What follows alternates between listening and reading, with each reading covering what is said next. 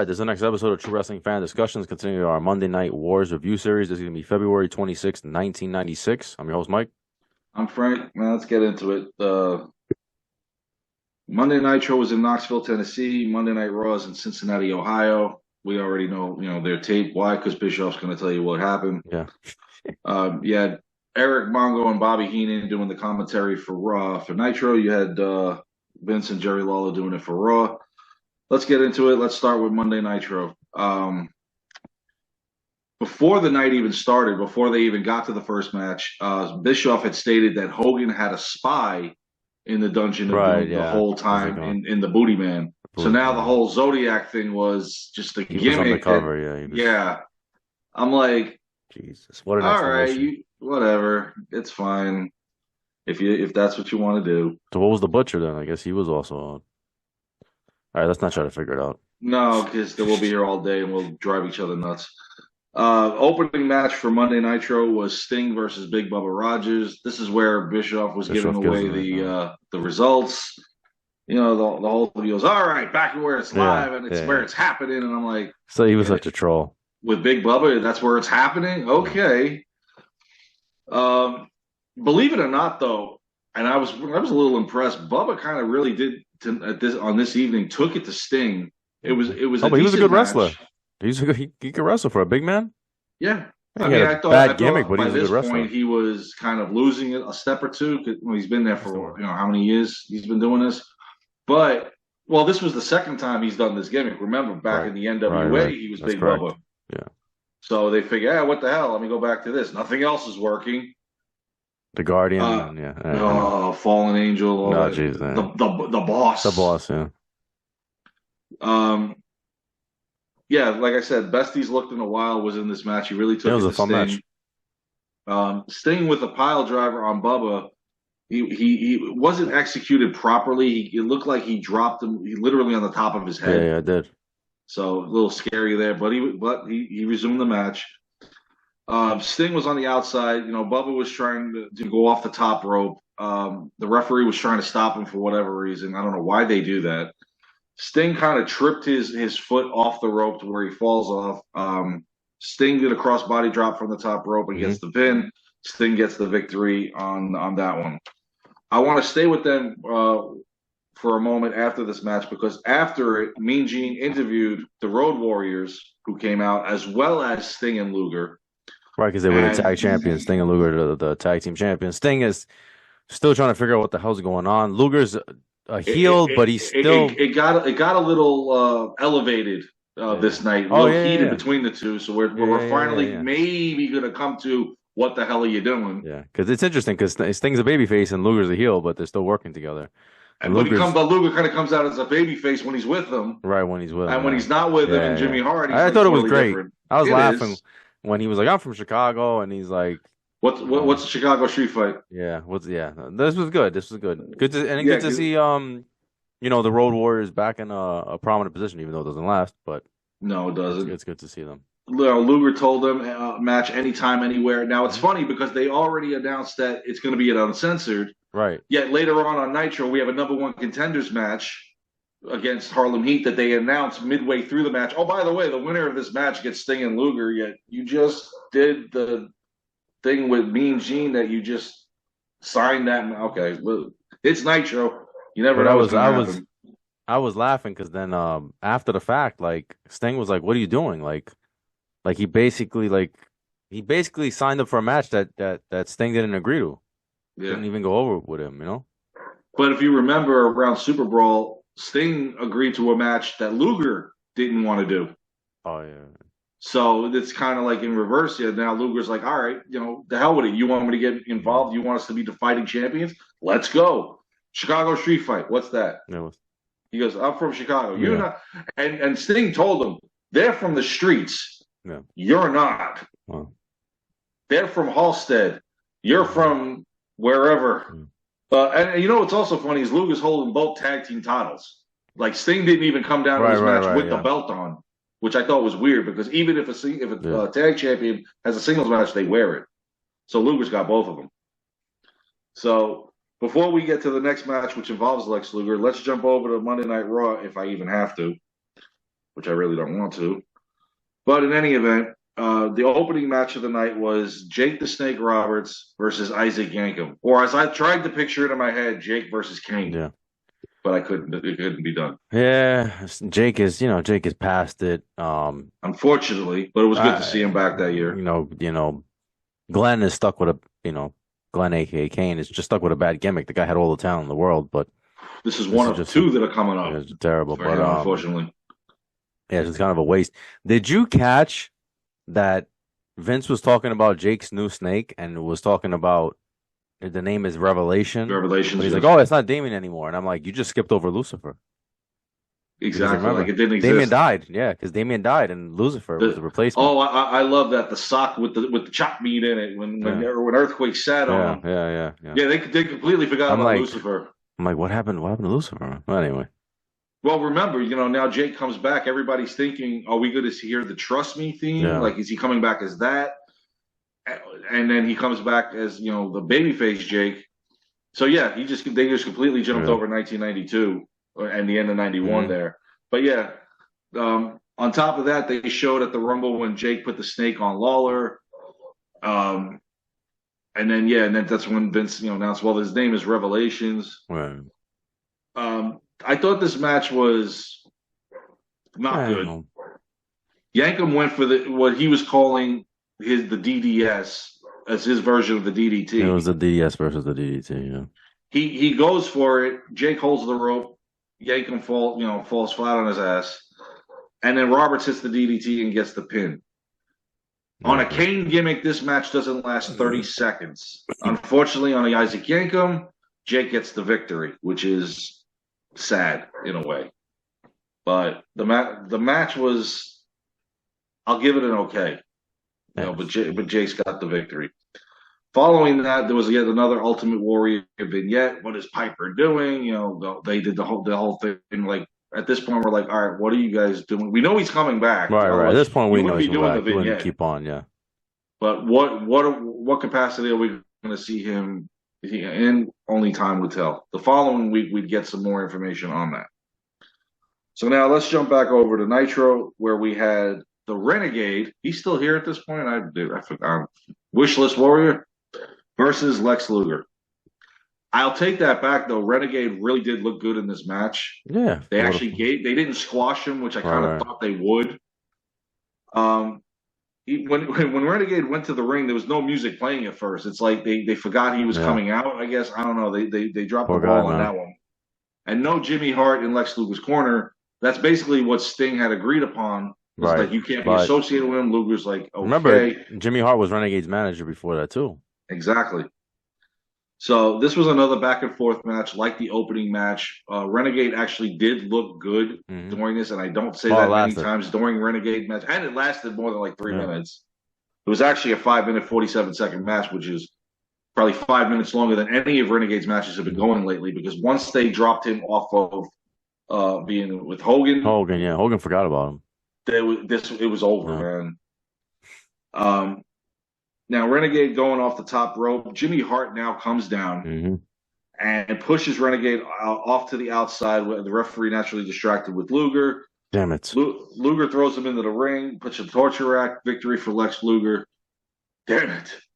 I don't know if you've seen those wannabe Napoleon Dynamite things with the football. Yeah, that pretty much you could do one on this one here.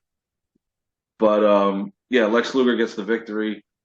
After the match is where it gets interesting. And I like this. Sting comes down. Jimmy Hart runs. Sting was like, "You had Jimmy Hart here." Oh, no, I didn't. What? I told him to get out of here. What are you doing here, buddy? Yeah, meanwhile, you're jumping up and down with him. Yeah, Sting's not buying it. Sting now tells him it's me or him, which we're finally getting to the point where something's either going to happen. Either Luger's going to be a babyface, which is not going to happen, or we're going to get a fight between these two guys, and they're going to lose the tag team titles. But Luger, again, I don't know why he came down, but Sting was all up in his face. This was really good. This was a long time coming that we would see this. So let's jump back over to Monday Nitro. Monday Night Raw, where it was Bob Holly versus Big Daddy Cool Diesel. I don't hear the So nobody applause for cared. this one. Another match that nobody cared about. This was worse than the Jeff Jarrett match. It's saying And a lot. yeah. Well, they showed what happened the week before prior when Diesel came out with the axe, got the cameraman. He destroyed the casket of the Undertaker's. Big mistake. And you know what's funny even about this match is, okay, Bob Holly had his 30 seconds where he made a comeback, but they went to commercial. When they came back from commercial, okay, now Diesel can hit the jackknife powerbomb. He's getting his ass handed to him. But yeah, well, he just hits the powerbomb, looks around for a minute. Another bad gimmick. Well, Sparky Plug. Plug, yeah. Yeah, I know. He came into his own when they had the hardcore division. Yeah. Good for him. Good for him, man. It's just. And again, a guy that actually stuck around to 2009. I didn't see that coming either. Like I said, Diesel looks around the ring because he's afraid, what happened in your house? He pins Bob Holly, and then all of a sudden he's getting cocky. He goes, I knew it. Yeah, I'm not afraid of you. Okay. As Diesel's leaving, cocky and arrogant as he is, down the aisle, Taker's music hits, the light goes out, Taker's in the ring. Now, as Diesel goes back to the ring, Taker's music hits, light goes out, he's gone. There's the mind games of the Undertaker. Yep. And so now it happens yet a third time, and Taker's on the video wall. And Diesel's just, he's a little intimidated, but he's enjoying this too. Mm-hmm. And I love the line that he used at one point. He goes, "I'm not afraid of the dark." Yeah, it's good stuff. This was going to be a great match at WrestleMania. When they booked it, I was like, "Oh yeah, I gotta see this." Yeah, we were all excited. This should have been a match they had while he was champion. Realistically, even if it was babyface Diesel, he should have still fought the Undertaker to legitimize his 1 year reign wasn't crap that people are giving him. Because he really did not fight anybody worthwhile, because we've talked about it in 95. They left the two biggest guys. Yeah, they held them back. The thing was, Diesel wasn't good as a babyface. He wasn't. And a lot of people have commented on our site better saying heel. that He's a better heel. He should have been a heel champion. Agreed. So now let's go back over to Nitro, shall we? Where we've got the Road Warriors versus Harlem Heat. Mm-hmm. And that's when, during the match, Bischoff announced that this was a number one contenders tag team match. The winner gets the title match at Uncensored. Meanwhile, they kind of already booked that 20 minutes ago, but it's okay, Eric. Nobody's listening to you anyway. They're just here. They're here to watch the matches. But the way it ended was it annoyed me a little bit, but then it's kind of expected. The referee's on the outside with Stevie Ray for whatever reason. Booker T hits the Harlem Hangover on Hawk. Yep. So he's got the match won. Why he's dealing with Stevie Ray on the outside when he's not even the legal man, I have no idea. Animal kicks Booker in the head. Just a little kick in the head, and that's a 1-2-3 victory for the Road Warriors. I thought that was cheesy because this is the two biggest tag teams you've got right now. Yeah, absolutely. Besides Sting and Luger being the champions, and this is how it ended. Yeah, I mean, the ending wasn't that great, but it was just nice to see that on a Nitro. Yes. Well, remember, of course, any pay-per-view match you would have seen on Nitro first. Yeah. Of course, these are two of the greatest tag teams of all time. Definitely. So it was cool to see. Mm-hmm. So now we know it's confirmed the Road Warriors are going to Uncensored to face Sting and Luger. Like, we didn't know that already. Jump back over to Monday Nitro. They had the match. Oh Lord, this was funny because this guy actually had two gimmicks in one night. It was Ahmed Johnson versus Shinobi. Yeah. Al Snow. Which, mind you, later on, and I'll say it again, when they were talking about the tag team title tournament, the new Rockers were announced, and there's Al Snow sitting there as Leaf Cassidy, but yet you're Shinobi tonight. And Shinobi botched a move going into the ring that Ahmed looked like he got pissed that he messed it up. But I guess the highlight of the match was during the match, Goldust was on the phone with Vince about Roddy Piper. Right. Because now all of a sudden we went from Razor to challenging to just now it's Goldust and Piper. Mm-hmm. So, and again, like I said, Shinobi botched a slingshot move off the top rope. Eventually, Ahmed Johnson Pearl River plunge. He gets the victory. It was a poor match on the road to WrestleMania. It really was, unfortunately. Then of course we had another Mankind vignette. These were like that's probably the best thing of the night. Yeah. I mean, really. Well, the Diesel and Well, Undertaker mind I game thing take was that good. back. They finally had Brett and Sean in the ring Right, together. I'll right. get to that in a Mm. little bit. But again, like I said, they showed last week on Superstars, the tag team tournament, how Owen and Bulldog defeated Hakushi and Horowitz. Like that was so hard. And then next week it would be the Godwins versus the New Mm. Rockers. So we get out with the old gimmick of Shinobi, in with Leaf Cassidy. Third gimmick in the last 4 months. Because if everybody Jesus. forgot, and I would hope you did, there was Avatar as well. So I'm going to keep it on here on Monday Night Raw to try kind of help build up their rating here because they're not looking too good as far as who's picking what tonight. Vince interviewed Shawn Michaels and Bret Hart, and I really enjoyed this No, this because was a now good all of a segment. sudden they're best friends. Despite their feuds in the past. Um, he asked Shawn if Bret is the best there is, the best there was, the best there ever will be. He said that he had tremendous respect for Bret. He said that as far as the best there ever will be, yes, the best there was, yes, but as far as like right now, I kind of have to put myself in there. He goes, and we're going to find this out at WrestleMania. And then Brett said that Sean is great. That's Very respectful. listening to Bret Hart talk about Sean and saying something positive. I feel like he was biting his tongue. No, I don't think he was because they didn't have Even problems even at back this then. point, It was after this everything goes haywire. that's true. Yeah. I don't know. Maybe because I'm going Yeah. forward a year and I see how they're going No, it back and was forth with each other. it's after this. It's after this. But Sean is being very respectful of Yeah. Bret in the ring. He's applauding him. He's giving him all the accolades he's deserving. Now during this interview, Roddy Piper comes down, and I love how he made a reference to WrestleMania. He goes, "This guy here even beat a guy called Roddy Piper. Never seen him." Hmm. That And was I funny. love it because that was a great match at WrestleMania 8. He announced that the title match at WrestleMania would be a 60-minute Iron Man match, and I remember back then I was like, "What?" I'm like, "What are we doing here?" So neither one of them budged as far as like, okay, we No, got no, this. they were up for it. No, if anybody could pull it off, it was those two.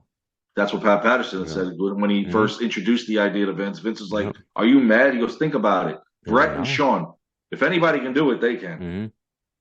So Brett and Sean shook hands, which I thought was very good. You won't see that anymore. And following that, for whatever reason, the cameraman was kicked out of the locker room for Owen and Bulldog. I don't know what they were doing Yeah. there. It doesn't really matter. So we'll get to the main event on Raw in a minute. Let's finish off Monday Nitro.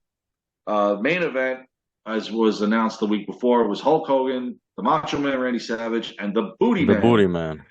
versus Kevin Sullivan, Ric Flair, and Arn Anderson. Now, even though the storyline is kind of getting a little stale over the last few months, the Booty Man bringing in kind of added a little Yeah, a little bit. enjoyment to it. Yeah. And for whatever reason, and I never saw her again, but you notice Kimberly came down with roses. Yeah, because then remember she ends up with the Booty Man and there's Well, that whole Johnny B. Bad feud. leaving, Yeah, yeah. There's a so they whole jumped it like over here. right, But right. she comes down with the roses and you never see her again. It's like the camera went off her, we never see her again. Well, I think that was just a tease of like, you What's to know, come? yeah. Because I'm like, Kimberly, honey, you don't know how to fight, I don't think. Yeah. It was Elizabeth, just the a, woman, will kill you. Get the hell out of here.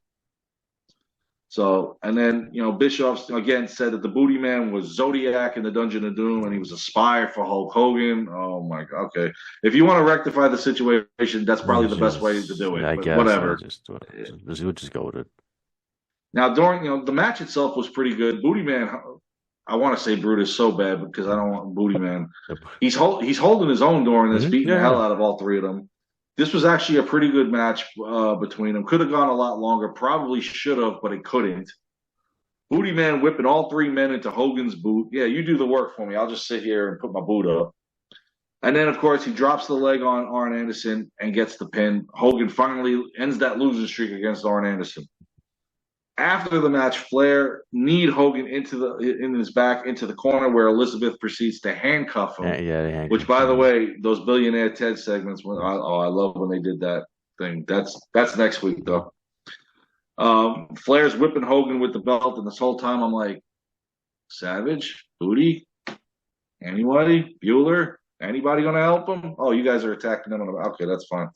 Hogan's handcuffed in the corner. He's whipped like a dog. So he won the battle, but he lost the war. We'll stay as long. We'll stay here as long as we can, ladies and gentlemen. Wait till we get to those when every main event is a no contest, and you know the night's over when Shivani goes, "There goes Sting. Yeah, we gotta go."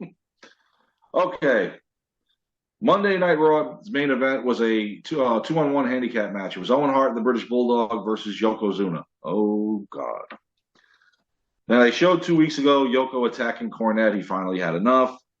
They showed then it in your house, Vader attacking Yokozuna, which as of right now, that's the match at WrestleMania, Vader versus Yokozuna. We know it's going to change to a 6-man eventually. Now, during the match, Cornette was distracting the ref while Owen Bulldog are attacking Yokozuna. Not once at this point, but twice this happened. And once again, during the match, here comes Vader down to the ring. He attacked Yokozuna. Yokozuna wins the match by disqualification over Owen and Bulldog. And this is where Jake the Snake and Ahmed Johnson come out for. And it was weird because there was no feud, nothing, no storyline until now that they get involved in Camp Cornette's business. They had to save the day. Somebody had to. Yeah. Jake finally took the snake out of the bag. And like I said, Owen Hart and Bulldog were disqualified. So Yoko gets the victory. In a couple of weeks, it's really going to be weird when Undertaker and Yoko team up against with each other. Not next week. It'll be the following week. And then, of course, they closed out the night with Larry Fling Live, the segment with Huckster, Nacho Man, and Billionaire Ted. You know, it was funny because Huckster's getting a little out of whack, and then Larry pulls out a shoe, and he puts Hogan and Huckster into his place. Yeah. They're funny, man. I'm telling you. Vince is probably they're on the verge of a lawsuit with this whole thing, and Vince is like, I don't really care. This is good shit. Because we also have the pre-show match at WrestleMania, Huckster versus the Nacho Man. Jesus. Billionaire Ted's the referee. So that's how we closed out Monday Night Raw here. I don't know why this closed out Monday Night Raw, but it did. So, I even have to ask, who do you got on this night?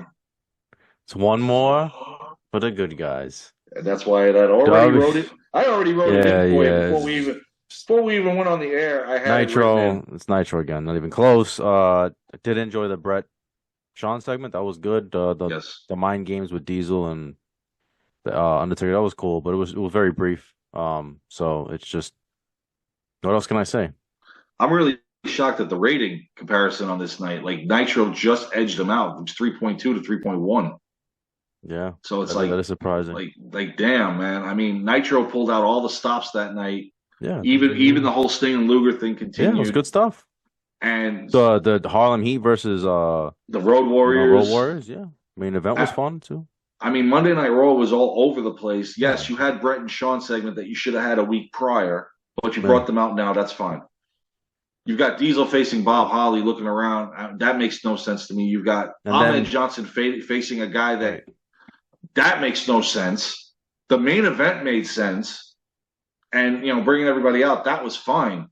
But you just, you and even the Jake Roberts Isaac Yankem match made no sense. It's not, you're not building them up to WrestleMania. I mean, the vignettes were great with Warrior and Mankind and the whole Goldust and Piper on the phone. We're going to get a lot more of that as the weeks come up closer to WrestleMania. But as far as overall match-wise, Nitro blew them out. Yeah, easily. Yes. Easily, yeah. All right, well, that's our episode. Please like, comment, share, subscribe. We'll see you guys soon. Take care.